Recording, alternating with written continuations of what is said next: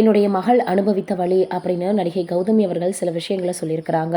பொதுவாகவே பிரபலங்களாக இருக்கக்கூடிய எல்லோருக்குமே அதற்கு பின்னாடி மிகப்பெரிய அளவில் வழி அப்படின்றது இருக்க தான் செய்யும்.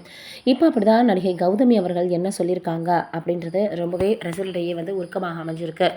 என் மகள் அனுபவித்த வழி, புரட்டி போட்ட கேன்சர் அப்படின்னு பல விஷயங்களை பேசியிருக்காங்க. தென்னிந்திய சினிமாவில் 80-90 காலகட்டங்களில் டாப் நடிகர்களுக்கு ஜோடியாக நடித்து மக்கள் மத்தியில் அதிக வரவேற்பை பெற்றவங்க தான் நடிகை கௌதமி.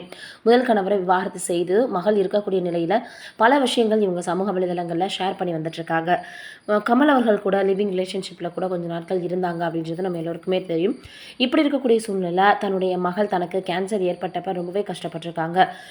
அதே போல் கமலஹாசன் அவர்களிடமிருந்து கூட மகளின் எதிர்காலத்துக்காக தான் அவரை நான் பிரிஞ்சு வரேன் அப்படின்னு கூட பல விஷயங்கள் பேசப்பட்டிருந்தது. இந்த சூழ்நிலையில் அவங்களுடைய மகள் தன்னுடைய சொந்த வாழ்க்கையில் எந்த அளவுக்கு பாதிக்கப்பட்டிருந்தாங்க, அவங்க கேன்சரால் பாதிக்கப்பட்டப்ப அப்படின்றது தான் இவங்க சொல்லியிருக்கிறாங்க.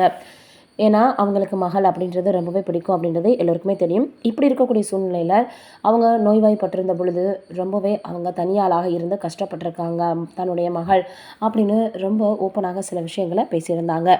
அது இப்போ ரசிகர்களிடையே ரொம்பவே வைரலாக பரவி வந்துட்டு இருந்தது.